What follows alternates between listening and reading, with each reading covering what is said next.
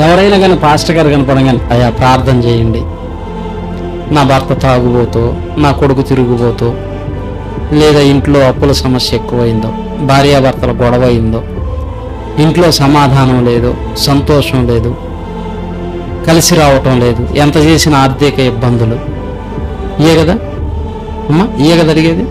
ఎవరైనా కానీ, ఒక్కళ్ళైనా కానీ, అన్నా నేను పరలోకం పోవాలంటే ఏం చేయాలి చెప్పండి అన్నా అడిగేవాళ్ళు ఉన్నారా?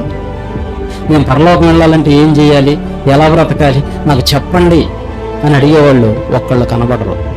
మాకు ఆ బాధలు ఉన్నాయి, ఈ బాధలు ఉన్నాయి, అయ్యి ఉండే అప్పులు సమస్యలు, ఇల్లు లేదు, ఉద్యోగం లేదు, ఆరోగ్యం లేదు, వీటి కోసం అడుగుతారు. కానీ మనకు నిత్యజీవం అన్నా, పరలోకం అన్నా